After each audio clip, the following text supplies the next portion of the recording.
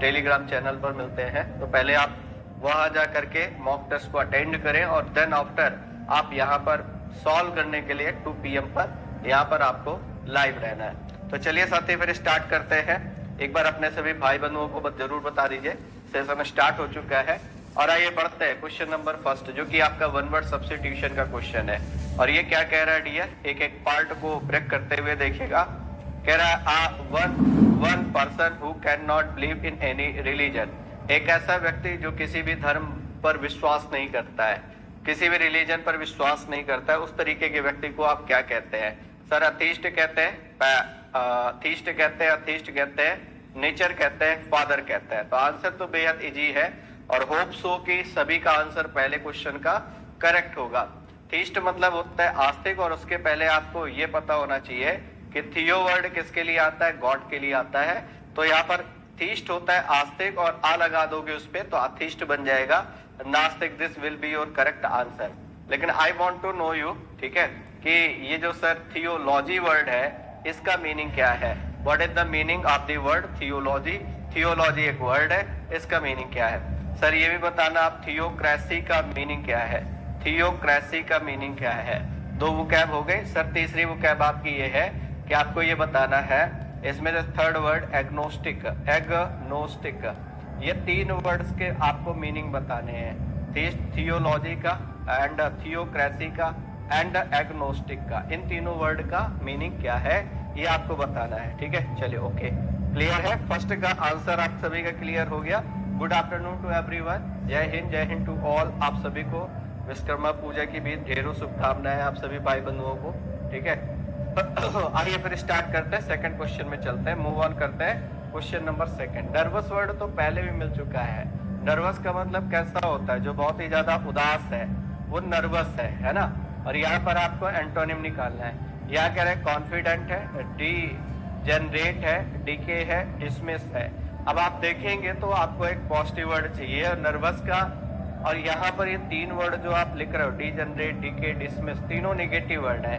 आप ऐसे भी समझ सकते हो तीनों नेगेटिव में एक ही पॉजिटिव वर्ड है। तो आंसर आपका यही होने वाला है, कॉन्फिडेंट है। बाकी मीनिंग एक बार क्लियर कर लेते हैं सभी वर्ड से कि नर्वस का मतलब कैसा होता है? कोई पर्सन जो डिस्पेयर में है। डिस्पेयर मतलब कैसा होता है? निराश। जो डिस्पॉन्डेंट है, एक वर्ड ये यूज करते हो आप, डिस्पॉन्डेंट। पॉन्ड के किनारे हम लोग कब बैठते हैं? जब हम डिस्पॉन्डेंट होते हैं। डिजेक्टेड है सर, डिजेक्टेड मतलब भी कैसा होता है? उदास होता है। ठीक है, आप ये कह सकते हो डिसअपॉइंटेड है। डिसअपॉइंटेड का मतलब भी निराश होता है। ग्लूमी एक वर्ड आपने पढ़ा होगा, ग्लूमी का मतलब भी निराश होता है। ग्लूमी है। एक वर्ड आपने सोमबर पढ़ा होगा, SOMBRE, सोमवार। सोमवार को हमारा कॉलेज जाने का मन नहीं करता, ऑफिस जाने का मन नहीं करता, हम बड़े निराश होते हैं कि भाई आज फिर से मंडे आ गया और फिर से हमें ऑफिस जाना पड़ेगा है। तो ऐसे लर्न कर सकते हो इसको टेक्निक से। तो यहाँ पर जो करेक्ट आंसर होगा वो आपका कौन सा होगा? कॉन्फिडेंट होगा। अब आपने देखो दूसरे एक चीज और कि इनके साथ ये जो वर्ड है, हालांकि पीछे पढ़ चुके हो आप, फिर भी मैं एक बार आपसे श्योर कराना चाह रहा हूँ। कॉन्फिडेंट है, श्योर है, इसके बाद एश्योर है, ASSURE एश्योर है। इसके बाद अब एक वर्ड है आपका डाउटफुल है, DOUBTFUL, डाउटफुल है, सस्पिशियस है।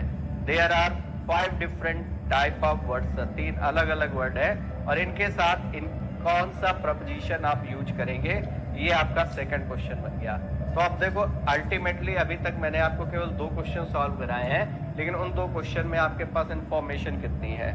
पहले वाले पे देखिएगा तो थियोलॉजी जो टर्म छूट गए थे, इन पर बात कर लेते हैं। सर थियोलॉजी क्या होता है? इसका मतलब होता है study about religion, study about God, है ना।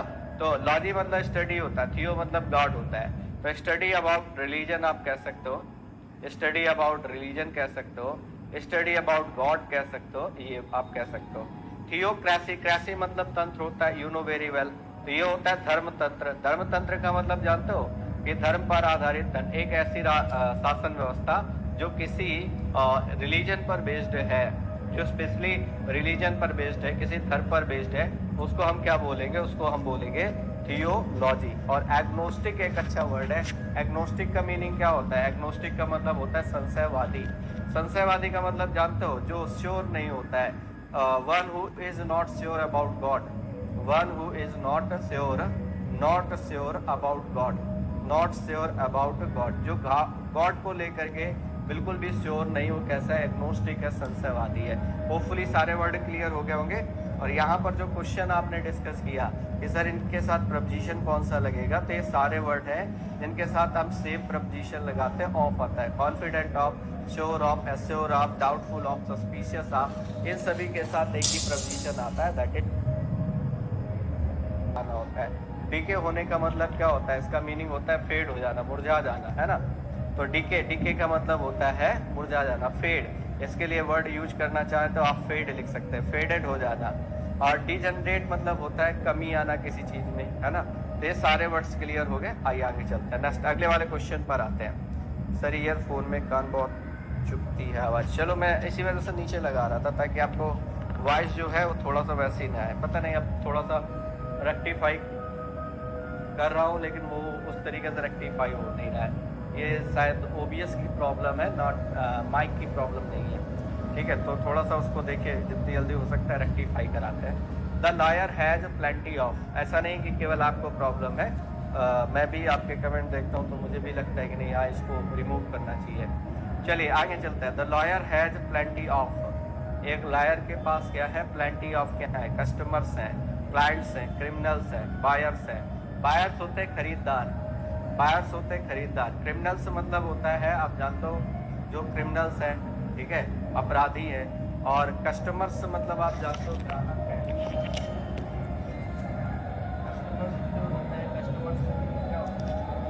ग्राहक का, ठीक है। चलिए दूसरे में किसके साथ जा रहे हैं, कौन सा टर्म यूज कर रहे हैं। पहले टॉपिक वाइज क्वेश्चंस कंप्लीट करा दीजिए। टॉपिक वाइज क्वेश्चंस कल से स्टार्ट है वाईटी पर, मॉर्निंग में 8 AM पर आपकी क्लास हुआ करेगी। इसमें हम लोग टॉपिक वाइज जो भी प्रैक्टिस छूट गई थी, बीच में हम लोगों ने ब्रेक कर दिया जब से मॉक स्टार्ट हो गए हैं, तो वो जो रिमेनिंग है वो मॉर्निंग में 8 AM पर आपको प्रैक्टिस मिलने वाली है, ठीक है। आइए यहाँ पर करेक्ट आंसर हो जाएगा clients. A liar has plenty of clients, एक लायर के बहुत सारे क्या है, क्लाइंट्स हैं। Next, I have known her the end of the world war second, मैं कह रहा है आई हैव नोन हर, मैं उसको जानता हूँ। कब से जानता हूँ, जब से सेकेंड वर्ल्ड वॉर हुआ।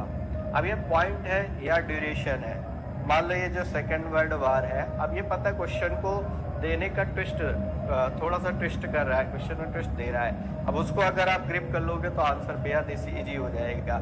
ये कह रहा है the world in the world of world war 1947, मान लो जो वर्ल्ड वॉर हुआ 1845, या मान लो जो भी डेट है, I am not sure about it, है ना, मान लिया कोई डेट है, मान लो 1845 है ना। तो ये क्या है, ये तो आपका पॉइंट है, और पॉइंट है तो इसका मतलब क्या आ जाएगा, यहाँ पर करेक्ट आंसर सिंस आ जाएगा। मैंने इस सिंस और फॉर को बहुत अच्छे से आपको बताया है कि पॉइंट हो, सिंस पॉइंट होता है, लेकिन पॉइंट को भी मैंने जस्टिफाई किया है, कहीं पर आप ऐसे बना सकते हैं, दैट इज पॉइंट। ड्यूरेशन मतलब होता है दो पॉइंट के बीच का जो इंटरवल होता है उसको ड्यूरेशन बोलते हैं। तो यहाँ पर करेक्ट आंसर हो जाएगा आपका कौन सा, सेकेंड। अच्छा, फ्रॉम आप यूज करते हैं, अगर फ्यूचर टेंस दिया होता है तब आप फ्रॉम यूज करते हैं सिंस की जगह, लेकिन यहाँ पर ऐसा नहीं है, तो हम जाएंगे किसके साथ, सिंस के साथ। होपफुली क्लियर हो गई। आइए नेक्स्ट, फॉर रहता है तो कंफ्यूजन भी होता है। चलिए अच्छा, आइए नेक्स्ट अगले वाले पे चलते हैं। Indian press did not give to the British publicity, Indian press ने क्या नहीं किया, कह रहा है Indian press did not give, Indian press ने नहीं दी, क्या नहीं दी, the British publicity, British publicity को नहीं दी, क्या नहीं दिया, क्रीडेंस नहीं दिया, सीजन नहीं दिया, अग्री नहीं दिया, पॉन्चुटी नहीं दिया। अग्री मतलब होता है फोरटेल प्रेडिक्शन, है ना, और क्रीडेंस का मतलब ट्रस्ट होता है, ये वर्ड बना है क्रेड से, क्रेड का मतलब ट्रस्ट से होता है, क्रीडेंस का मतलब हो गया ट्रस्ट, विश्वास। अपॉर्चुनिटी मतलब होता है अवसर, और यहाँ पर कहना क्या चाह रहा है, इंडियन प्रेस ने किसी भी तरीके का क्रीडेंस नहीं दिया ब्रिटिश पब्लिसिटी को, है ना। तो यहाँ पर करेक्ट आंसर आएगा ऑप्शन नंबर फर्स्ट। ये देखिए कई बार वीओसी वाले क्वेश्चन आ जाते हैं, VOC means vocab on context, है ना, कि कोई वर्ड दे देगा, जैसे अभी क्लाइंट वाला क्वेश्चन पढ़ रहे थे, ये वाला क्वेश्चन पढ़ रहे हो, तो ये तभी कर पाओगे जब आप रीडिंग अच्छी होगी, आपकी रीडिंग स्किल बेहतर होगी। इसलिए मैं कहता हूँ कि पैसेज भी बेहतर करना है, आप नहीं दिया, अपॉर्चुनिटी नहीं दिया। अग्री मतलब होता है फोरटेल प्रेडिक्शन, है ना, और क्रीडेंस का मतलब ट्रस्ट होता है, ये वर्ड बना है क्रेड से, क्रेड का मतलब ट्रस्ट से होता है, क्रीडेंस का मतलब हो गया ट्रस्ट, विश्वास। अपॉर्चुनिटी मतलब होता है अवसर। और यहाँ पर कहना क्या चाह रहा है, इंडियन प्रेस ने किसी भी तरीके का क्रीडेंस नहीं दिया ब्रिटिश पब्लिसिटी को, है ना। तो यहाँ पर करेक्ट आंसर आएगा ऑप्शन नंबर फर्स्ट। ये देखिए कई बार वीओसी वाले क्वेश्चन आ जाते हैं। VOC means vocab on context, है ना, कि कोई वर्ड दे देगा। जैसे अभी क्लाइंट वाला क्वेश्चन पढ़ रहे थे, ये वाला क्वेश्चन पढ़ रहे हो, तो ये तभी कर पाओगे जब आप रीडिंग अच्छी होगी, आपकी रीडिंग स्किल बेहतर होगी। इसलिए मैं कहता हूँ कि पैसेज भी बेहतर करना है, ठीक है। साइनों के लिए बोला था, बस बच्चा आज सिलेबस वाइंड अप करना था ना, जो बच्चे ऐप वाले हैं उनका सिलेबस वाइंड अप करना था, तो मैंने कहा आज से फ्री हो ले, तो आज सिलेबस वाइंड अप कर दिया है। बस आप कल से आपका वाईटी पर स्टार्ट है सारी चीज़ें, तो कल से वाईटी पर आप लोग 8 AM पर जरूर मिले। ये तो मॉक अपनी जगह रहेगा 2 PM पर, मॉर्निंग में 8 AM पर आपकी टॉपिक वाइज प्रैक्टिस की जो प्रैक्टिसेस बाकी है वो हम करेंगे, ठीक है। सी हैज, अगला क्वेश्चन आ जाए, she has seen this movie twice, उसने इस मूवी को 2 बार देखा हुआ है, ये कहना चाह रहे हो। अब यहाँ पर क्या आएगा, ऑलरेडी आएगा, क्वाइट आएगा, एट आएगा, ऑफन आएगा। अच्छा, ये वाला जो क्वाइट है ये एडवर्ब होता है और इसका मतलब होता है कंप्लीटली, इसका मीनिंग होता है कंप्लीटली। ये आपको कंफ्यूजिंग पेयर्स का जो वीडियो दिया था वहां पर भी ये वर्ड बताया आपको, है कंप्लीटली होता है। और अच्छा मुझे बताओ जरा, ये जो क्वाइट होता है ये क्या होता है, QUIT, और ये जो क्विट होता है सर ये क्या होता है, ऑफन मतलब अक्सर होता है, ऑलरेडी मतलब पहले ही। अब एक अच्छी बात मैंने आपको सिखाई थी टेंस पढ़ाते समय कि सर जब ऑलरेडी वर्ड लगा रहे होते हो तो इसके साथ टेंस कौन सा लगता है, परफेक्ट टेंस लगता है। और वो परफेक्ट किसी का भी हो सकता है, प्रेजेंट का, पास्ट का, फ्यूचर का। ये बात हम लोगों ने डिस्कस की थी। यहाँ पर डियर क्या आ जाएगा, यहाँ पर ऑलरेडी आएगा। देखो परफेक्ट टेंस भी लगा हुआ है, तो यहाँ पर इस तरीके से ये गेस कर पाओगे। और मीनिंग भी, मीनिंग के बेस पर भी आप गेस कर पाओगे कि उसने पहले ही 2 बार इस मूवी को देख रखा है, देख लिया है, ये कहना चाह रहे हो, है ना। एक्ट मतलब, एक्ट का मतलब क्या होता है, एक्ट, देखो एक्ट के एक्चुअल में 2 मीनिंग होते हैं। एक्ट के अगर देखोगे तो एक्ट का मीनिंग होता है, एक तो होता है अब तक, टिल नाउ, एक मीनिंग ये होता है अब तक, और एक एक्ट का मतलब होता है फिर भी। ये कंजक्शन के तौर पर फिर भी होता है और एडवर्ब के तौर पर होता है अब तक। तो ये डिफरेंसेस है दोनों में। आइए साथी आगे चलते हैं। Choose the correct spelled word, bureaucracy की स्पेलिंग आपको करेक्ट करनी है, ठीक है। नेटवर्क इशू आ रहा है, नहीं नेटवर्क इशू तो नहीं आ रहा है, बिल्कुल स्मूथ चल रहा है जैसा मैं चेक कर पा रहा हूँ। आइए ब्यूरोक्रेसी की स्पेलिंग आपको बतानी है। BEAU होगा, पहली बात तो CRACY होगा। देखो तो यहाँ पर CRACY है, CRECY है, ये हट गया। बाकी ब्यूरो के इस जो स्पेलिंग होगी BU से स्टार्ट होगी, BEREAU, ये आपका करेक्ट आंसर होगा, ऑप्शन नंबर सेकंड। 7th के ऑप्शन नंबर सेकंड के साथ जा रहे होगे। और साथ ही मुझे बताना सर, ये बताना कि ओलिगार्ची का मतलब क्या होता है, ओलिगार्ची, GARCHY, ओलिगार्ची का मीनिंग क्या होता है, ओलिगार्ची का मीनिंग क्या होता है। एक ये पूछता है बहुत ज्यादा, एक आपसे रेड टैपिज्म पूछता है, रेड टैपिज्म, रेड टैपिज्म, दोनों के मीनिंग आप बताइएगा, इन दोनों का मीनिंग क्या होता है। और एक आपका और आता है जिसको हम बोलते हैं रिच पीपल, है ना, धनी लोगों का शासन व्यवस्था, उसको आप क्या कहते हो। जैसे मान लो एक वर्ड और मैं लिख देता हूँ, प्लूटोक्रेसी। ये 3 क्रेसी वाले वर्ड मैं आपको दे रहा हूँ, इन तीनों के बारे में बताइए आप। चलिए नेक्स्ट चलते हैं। बाकी ब्यूरोक्रेसी के बारे में जानते हो, अफसरशाही होता है, इसका मतलब रन बाय ऑफिशियल्स कह सकते हो आप, ठीक है। होपफुली क्लियर हो गई। Government by a few people, हाँ सही है। एक एडियम है बिल्कुल आसान सा, once in a blue moon, कह रहा सनी वॉज सीन, सनी को देखा गया, once in a blue moon in our locality, हमारी लोकलिटी में सनी को कैसे देखा गया, बहुत ही कम देखा गया, ये कहना चाह रहे हो। कह रहा लिसन टू, ये कह रहा लिसन टू, ये कह रहा अपीयर्ड रेयरली, एग्रीड या फिर ओबेड। और once in a blue moon का मतलब क्या होता है, इसका मतलब होता है वेरी रेयरली, कभी कभार, इसका मीनिंग होता है वेरी रेयरली। ईद का चांद होना जैसे हिंदी में बोलते हो, उसी को बोलते हैं once in a blue moon, ठीक है। क्लियर हो गई बात। चलिए appeared rarely will be your correct answer. तो ये जो एट का करेक्ट आंसर होगा वो आपका क्लियर हो गया होगा। इनके बारे में साथ ही फिर से देख लेते हैं। ऑलिगार्ची होता है फ्यू पीपल, कुछ लोगों का शासन, कुछ लोगों की जो शासन व्यवस्था है। The government run by few people, that is called oligarchy. Red tapism होता है लाल फीता शाही, इसको क्या बोलते हो, लाल फीता शाही। लाल फीता शाही का मतलब क्या होता है, टू मच ऑफिशियल फॉर्मेलिटी, ये बनता है आपका। Too much official formalities, official formalities, too much official formalities ये बनता है। और प्लूटोक्रेसी किनका होता है? रिच पीपल का। The government by rich people, that is called plutocracy. ठीक है, आइए आगे चलते हैं साथी। नेक्स्ट अगले वाले पे चलते हैं। The student book I still have can take it from me, है ना, ये एक स्टेटमेंट दिया गया है। यहाँ पर करेक्ट आंसर आपका क्या होगा? The student book I still have can take it from me, it होना चाहिए यहाँ पर, हाँ इट होगा, इट फ्रॉम मी। ठीक है, चलिए ओके। सर अरिस्टोक्रेसी को कहते हैं, अरिस्टोक्रेसी होता है noble class, noble class, rule by noble class, that is called aristocracy. Clear है? चलिए नेक्स्ट अगले वाले पे आपको फिल करना है। सर दैट आएगा, हु जाएगा, विच आएगा या हिज आएगा। एक छोटी सी बात यहाँ समझिए, या आपको रिलेटिव प्रोनाउन फिल करना है। क्या फिल करना है? रिलेटिव प्रोनाउन फिल करना है। अब रिलेटिव प्रोनाउन में एक बात समझिए कि ऐसा रिलेटिव प्रोनाउन फिल करना है जिसके बाद नाउन मेंशन हो, नाउन मेंशन हो। तो ये बात तो आप जानते हो कि ऐसा रिलेटिव प्रोनाउन आपके पास एक ही होता है और वो होता है आपका हुज। हुज के बारे में दो बातें आप जानते हो कि हुज एक तो ऐसा रिलेटिव प्रोनाउन है जो पॉजेसिव की तरह काम करता है, पहली बात ये। सेकंड बात ये कि हुज के बारे में अगर बात करें तो हुज क्या है कि ये लिविंग के लिए यूज होता है। तो 2 पॉइंट आपको एटलीस्ट इसके बारे में याद होने चाहिए। करेक्ट आंसर होगा हुज, क्योंकि आगे बुक नाउन दिया गया है। तो द स्टूडेंट हुज बुक, लड़का वो सॉरी छात्र जिसकी पुस्तक आई स्टिल हैव जो मेरे पास है, can it take it from me. आइए नेक्स्ट, मोनोलॉग क्या होता है? मोनोलॉग एक टर्म है, ये आपका ठीक है ओके। कैसे पता चलेगा कि रिलेटिव होगा? अच्छा, ये बच्चा कनेक्ट कर रहा है। रिलेटिव प्रोनाउन का मतलब कनेक्ट करना भी होता है। और दूसरी चीज एक और समझो, यहाँ पे देखो एक दो बातें आपको यहाँ पर ध्यान देनी है। ठीक है, the student his book direct कैसे लिख पाओगे?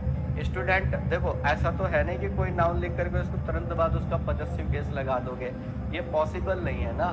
तो इसलिए आपको एक ऐसा टर्म फिल करना पड़ेगा जो यहाँ पर दोनों को दोनों के लिए सुटेबल हो। दूसरी बात, विच का यूज करते हैं नॉन लिविंग के लिए, है ना। तो यहाँ पर किसकी बात करें, किसकी पुस्तक है? स्टूडेंट की। स्टूडेंट तो लिविंग है, ह्यूमन बीइंग है, इसलिए विच हट गया। दैट तो सर्टेन केसेस में यूज करते हो, है ना, जैसे ऑल आ गया, जैसे आप एवरी वाले जितने टर्म होते हैं, नो वाले जितने टर्म होते हैं उनके साथ यूज करते हो। ऑल वाले टर्म होते हैं उनके साथ यूज करते हो, जैसे every one, no one, someone, anybody, nobody, everybody, है ना। ऑल वाले और थिंग वाले सारे word, something, anything, nothing, everything, है ना। नन वाला वर्ड, द सेम वाला वर्ड, द ओनली वाला वर्ड। तो ये आपको क्लियरिटी होनी चाहिए ना सबके बारे में, तब आप फिल कर पाओगे। ऐसे ऐसे गेस कर लेंगे, मतलब डायरेक्ट, मैंने तो डायरेक्ट सॉल्व कर लिया, लेकिन उसके पीछे आपको नॉलेज रखनी पड़ेगी। आइए आगे चलते हैं नेक्स्ट। मोनोलॉग का मतलब क्या होता है? ठीक है, मोनोलॉग सर विदाउट हुज और विच में डिफरेंस बता दो। सर हुज और विच में डिफरेंस ये है कि जो विच होता है वो नॉन लिविंग थिंग्स के लिए आता है। देखो विच कहाँ यूज करते हो, एक काम करते हैं बता देता हूँ मैं आपको। विच जो है बच्चा ये किसके लिए यूज करते हो? ये नॉन लिविंग थिंग के लिए यूज करते हो, नॉन लिविंग थिंग के लिए यूज करते हो, पहली बात ये याद रखनी है। दूसरा, विच का यूज करते हो आप सिलेक्शन के लिए, सिलेक्शन के लिए। और सिलेक्शन, इंटरेस्टिंग बात यह है कि सिलेक्शन के लिए चाहे लिविंग हो या नॉन लिविंग हो, इससे कोई फर्क नहीं पड़ता, लिविंग या नॉन लिविंग कोई भी हो सकता है। ठीक है, तो ये बात आपको याद रखनी है। एक बात और विच के बारे में याद रखनी है कि विच का यूज करते हैं एनिमल के साथ भी। तो इतनी बातें आपको विच के बारे में क्लियर होनी चाहिए कि विच का यूज एनिमल के लिए, विच का यूज नॉन लिविंग के लिए, विच का यूज सिलेक्शन मतलब जानते हो कई सारी चीजें, उनमें से एक पिक करनी है आपको। Which is the best book of these 5, इन 5 किताबों में कौन सबसे अच्छी है? Which is the best student of these all, है ना। तो इन सभी स्टूडेंट में कौन सा स्टूडेंट है जो सबसे अच्छा है? तो आप ऐसे डिफ्रेंशिएट कर पाओगे। और हुज के बारे में तो आपको दो ही बातें याद रखनी है कि हुज एक आता है लिविंग के लिए, और दूसरा हुज कैसे यूज होता है, ये पॉजेसिव के तरीके यूज होता है। इट मीन्स इसके बाद नाउन का होना कंपलसरी है, बस इतनी बातें याद रखिए आप। मोनोलॉग क्या होता है? मोनो का मतलब एक होता है, लॉग का मतलब बोलना होता है। मोनो मतलब वन, लॉग मतलब होता है टॉक, बोलना। जब स्टेज में कई सारे परफॉर्मर हैं लेकिन उनमें से केवल एक ही बोल रहा है, बाकी सभी सुन रहे हैं। एक सेकंड रुकिएगा साथी।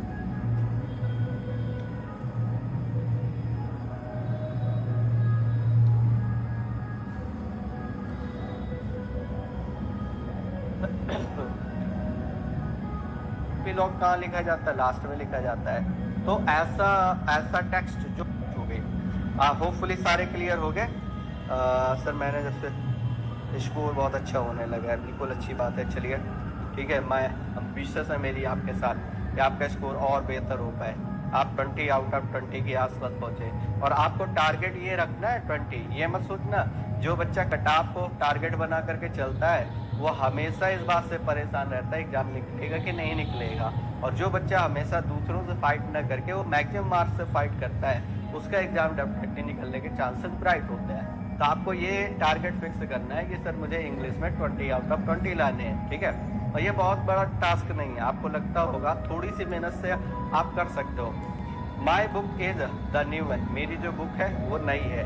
कह रहा इज द टॉर्न वन, और तुम्हारी जो है वो कैसी है? फटी हुई है। टॉर्न है, योर आएगा, द बुक ऑफ योर आएगा, योर्स आएगा, द बुक ऑफ योर आएगा। अब एक बात समझिए, आप डिफरेंस जानते हैं योर और योर्स में। योर और योर्स में क्या डिफरेंस होता है? तो आप कहोगे कि सर ये पजेसिव एडजेक्टिव है, पीए है पजेसिव एडजेक्टिव, और ये पीडी है पजेसिव प्रोनाउन है ना। पजेसिव प्रोनाउन है, पीपी पजेसिव प्रोनाउन है। पजेसिव एडजेक्टिव के बाद तो नाउन देखने को मिलता है, लेकिन पजेसिव प्रोनाउन के बाद नाउन का यूज नहीं करते हैं। अब यहाँ पर कोई नाउन नहीं है, there is no noun is given, यहाँ पर कोई नाउन गिवन नहीं है। क्योंकि नाउन गिवन नहीं है तो आप किसके साथ जाओगे? पजेसिव प्रोनाउन के साथ जाओगे, और आपका आंसर क्या होगा? योर्स होगा। और जब आप योर से लिखोगे तो बुक लिखने की रिक्वायरमेंट भी नहीं पड़ेगी, तो इसलिए जो बुक वाले ऑप्शन है वो सारे हट जाएंगे। यहाँ पर करेक्ट आंसर आपका कौन सा हो जाएगा? दैट विल बी थर्ड, ठीक है। ओके चलिए, 42 था, मेडिकल बेनिफिट हो गया। अरे सो सैड बच्चा। चलो आगे चलते हैं, अगले वाले टर्न पर आते हैं। नेक्स्ट देखिएगा अगले वाले क्वेश्चन पे। आप लोग शेयर नहीं करते हो बच्चा, आप लोग अपना फायदा केवल देखते हो, सेल्फ बेनिफिट देखते हो। और हम लोग अपना सेल्फ बेनिफिट देखने लगे तो फिर मामला गड़बड़ हो जाएगा है। इसलिए साथ ही साथ मतलब समाज हित का भी काम करते हैं। चलो है, आ जाओ अगले वाले पे चलते हैं। नेक्स्ट क्वेश्चन बेहद इजी है। ये कह रहा है to my he was innocent. Believe है, बिलीव है, बिलीविंग है, बिलीव्ड है, विच वन इज करेक्ट? इसमें से कौन सा आंसर जो है जो बिल्कुल करेक्ट होने वाला है? ठीक है, देखो there are 163 people who are watching and likes are only 79। It shows, ठीक है, योर सिंसियरिटी है ना, इंटेग्रिटी, ये इस बात का सिंबल है। हालांकि मैं इन चीज़ों पर ज़्यादा फोकस नहीं करता हूँ, इट्स योर चॉइस, लेकिन फिर भी इन छोटी छोटी चीज़ों से टीचर का मनोबल हाई होता है ना। आइए आगे चलते हैं। देखिए यहाँ पर कौन सा आएगा? बिलीव वर्ब है। आप ये पता है डायरेक्ट क्वेश्चन पूछता कि इसका नाउन बता दीजिए, इसकी वर्ब बता दीजिए, इसका एडवर्ब बता दीजिए, डायरेक्ट पूछ लेता, लेकिन उसने पूछने का तरीका बदला है। कह रहा है बिलीव है, बिलीव है, बिलीव है, बिलीव वर्ड नाउन है, बिलीविंग या बिलीव जो आपकी वर्ब है। ठीक है, ये बात क्लियर है। अब एक बात बताओ, यहाँ पर आपने माई लिख रखा है। माई क्या होता है सर? ये पजेसिव एडजेक्टिव होता है। माई पजेसिव एडजेक्टिव है। माइन क्या है? पजेसिव प्रोनाउन है। पजेसिव एडजेक्टिव कौन कौन से होते हैं? माई है, अवर है, योर है, हिज है, हर है, देयर है, ये हमारे पजेसिव एडजेक्टिव है। और पजेसिव एडजेक्टिव की खास बात होती है, ये पजेसिव एडजेक्टिव है और इनकी खास बात ये है डियर कि इनके बाद हम नाउन का यूज करेंगे, इनके बाद हम नाउन का यूज करेंगे। और ये जो माइन है ये क्या है? ये पजेसिव प्रोनाउन है और इसके बाद नाउन का यूज हम नहीं करते हैं। क्या इतनी बात क्लियर हो गई? चलिए, तो अब यहाँ पर आपको क्या फिल करना है? देखो, आपको मेनली चाहिए इसका नाउन फॉर्म। तो बिलीव जो होता है इसका नाउन फॉर्म क्या होता है? बिलीव। तो यहाँ करेक्ट आंसर जो बनेगा डियर वो बनेगा बिलीव, ये बन जाएगा आपका बिलीव। टू माई बिलीव, मेरे बिलीव के अनुसार ही वॉज इनोसेंट, वह निर्दोष था, है ना। होपफुली क्लियर होगी बात। आइए नेक्स्ट। अब ये क्वेश्चन देखो, इसने तुरंत उसी पैटर्न पर अगला क्वेश्चन आपसे पूछ लिया है। कह रहा है adjective form of the noun, noun की एडजेक्टिव फॉर्म बतानी है। और ये क्या कह रहा है? कह रहा है बिलीफ एक वर्ड है, BELIEF, बिलीफ एक वर्ड है और इसमें क्या करोगे? इसमें कौन सा ऑप्शन आपका करेक्ट होगा? तो ये आपको पता है कि सर नाउन है और हमें एडजेक्टिव फाइंड आउट करना है। बिलीव क्या है? वर्ब है। अच्छा, बिलीव्ड क्या है? ये भी वर्ब है। बिलीव एबल और बिलीव एबली, है ना। यहाँ पर करेक्ट आंसर हो जाएगा बिलीव एबल। आप जानते हो BLE या ABLE लगा करके हम एडजेक्टिव का फॉर्मेशन कर लेते हैं, इसलिए बिलीव का एडजेक्टिव क्या बन जाएगा? बिलीव एबल, है ना। मुझे ये बताइएगा, मैंने कहा एक वर्ड ये लिखा है, मैंने लिखा क्रेडिबल, क्रेडिबल, और इसका आपको क्या बताना है? इसका सर आप नाउन बताओ जरा, noun form of, noun form बतानी है इसकी। क्रेडिबल का नाउन फॉर्म बताना है क्या होगा, ठीक है। होपफुली आप आंसर कर पाओ। आईएनजी वाले हो सकता है पॉजिटिव के आगे, हाँ हो सकता है, लेकिन वो जीरंड बन जाएगा।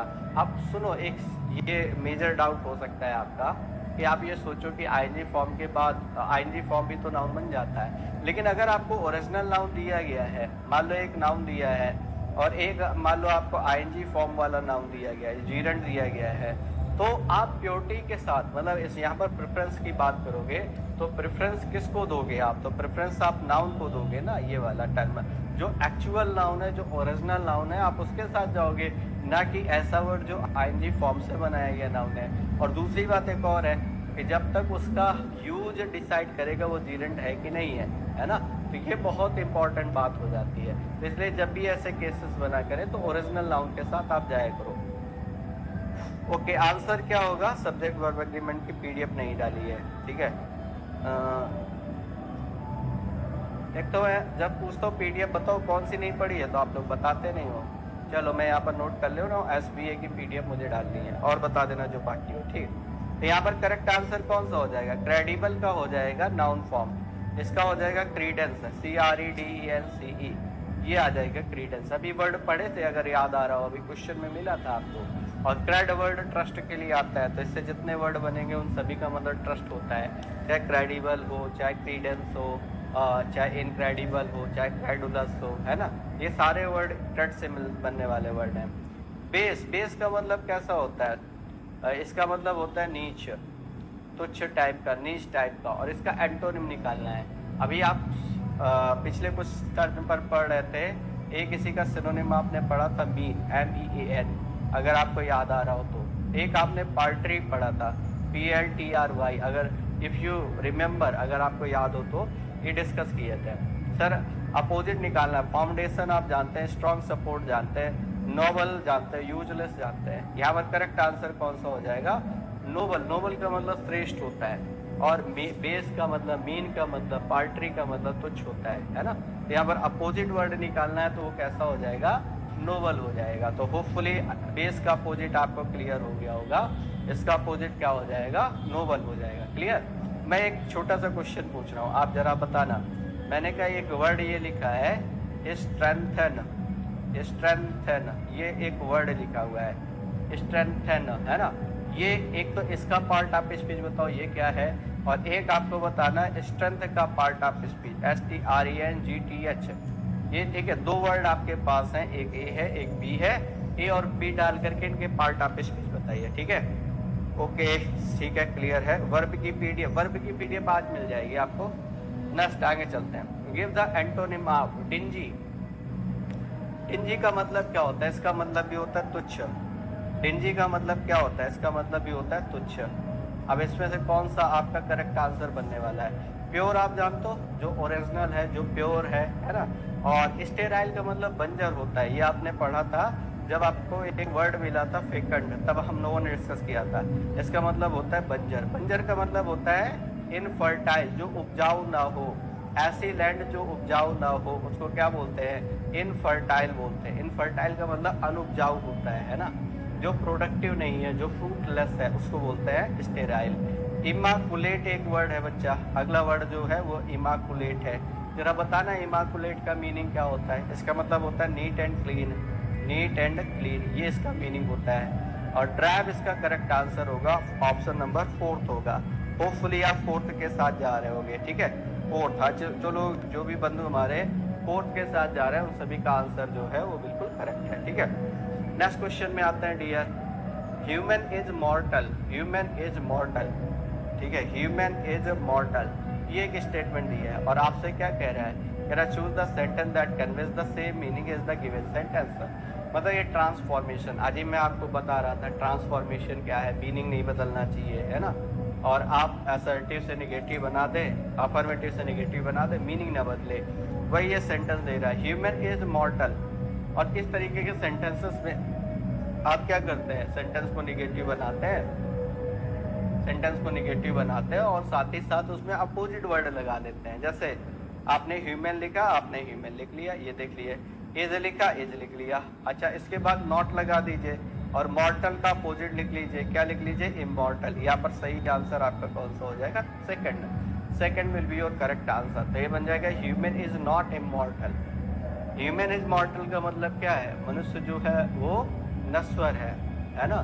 तो इसका मीनिंग अपोजिट जब आपने बनाया, ह्यूमन इज नॉट इमॉर्टल, है ना, इमॉर्टल, इसका मतलब जो ह्यूमन है वो अजर अमर नहीं है, मतलब वो भी कैसा है? नश्वर है, मरने वाला है। एक क्वेश्चन मैं आपको देता हूँ, आप बताना जरा। मैंने एक क्वेश्चन ये लिखा है, मैंने रितिका, ठीक है, Ritika is beautiful, Ritika is beautiful. इसका आपको क्या करना है? इसका आपको निगेटिव बनाना है, और निगेटिव फॉल्स इनमें से कौन सा गलत है? The great pyramid is the last of 7 wonders of the world. Khufu was humans vizier and architect. The pyramid took tens of thousands of workers about 20 years to complete it. Human was Khufu's vizier and architect. ठीक है, ये पहला question है। Second question में आ जाओ। Second question क्या कह रहा है साथी? विच ऑफ, अगला स्टेटमेंट है, how many stone blocks constitute the pyramid. कितने से मिलकर बना है? 4500, मोर देन 2 और 3, मोर देन 2 मिलियन, 3800 या 2560। चलिए, अब एक काम करते हैं, अब पैसेज मेरे साथ साथ रीड कर लीजिएगा तो आपको आइडिया लग जाएगा क्वेश्चंस के बारे में। अगर अभी भी विजुअल ना हो तो मैं साइड हो जाऊं बिल्कुल, ताकि आपको अच्छे। Giza region of north scientist of the blocks is actually part of, कह रहा the great pyramid is last of 7 wonders of the world. ये तो बिल्कुल सही बात है। The pyramid took 10,000 of wonders about 20 years to complete it। ये वाली बात भी अभी मैंने आपको बताई थी, जहाँ पर लिखी थी। ह्यूमन वॉच के फिर ये भी सही है, ये वाली बात भी लास्ट में बता रहा है। यहाँ पर करेक्ट इनकरेक्ट पार्ट आपका सेकंड होगा। कुफूज watch humans vizier and architect, ये आपका इनकरेक्ट पार्ट है, आपने अभी देख लिया। नेक्स्ट अगले वाले पे आओ। कॉम्प्लेक्स का मीनिंग क्या होता है? जहाँ लिख रहा है कॉम्प्लेक्स ऑफ पिरामिड्स है, तो पिरामिड्स का क्या है? ये ग्रुप है, ये करेक्ट आंसर होगा आपका थर्ड। पिरामिड्स का मटेरियल है, पिरामिड्स का पिरामिड है, पिरामिड की आर्मी है नहीं, पिरामिड्स का ग्रुप है ये। और जहाँ पर लिखा है वहाँ पर एक बार आप देख लीजिए चाहे तो। यहाँ पर कह रहा है कॉम्प्लेक्स ऑफ पिरामिड, और जहाँ कॉम्प्लेक्स लिखा है वहाँ पर सारे वर्ड रख करके देखे, तो पिरामिड ऑफ पिरामिड्स तो लिख नहीं पाओगे, है ना। और इसके वाला आर्मी ऑफ पिरामिड्स लिख नहीं पाओगे, तो सारे ऑप्शन एलिमिनेट हो जाएंगे, ग्रुप आ जाएगा। एक और देखो जरा नेक्स्ट, ये क्लियर? इसमें आ जाओ बच्चा। अगले वाले में क्या कह रहा है? नेक्स्ट वाले पे देखो जरा, कह रहा है most of the blocks in the pyramid weigh about tons. कितने टन्स का है? 2 और 3 टन्स है। ये जहाँ पर लिखा है अभी मैंने आपको टिक कराया था, याद हो आपको? ठीक है, अगले वाले पे आ जाओ। 2 और 3 टन्स। नेक्स्ट लास्ट वाले क्वेश्चन में आ जाओ। लास्ट वाले क्वेश्चन में क्या कह रहा है डियर? लास्ट वाले में कह रहा है how many stone blocks constitute the pyramid. Pyramid किससे मिलकर के बना है? More than 2 million. Option number आपका सेकंड है, मोर देन 2 मिलियन। पिरामिड का मतलब नहीं जानता मैं, सिर्फ पिरामिड के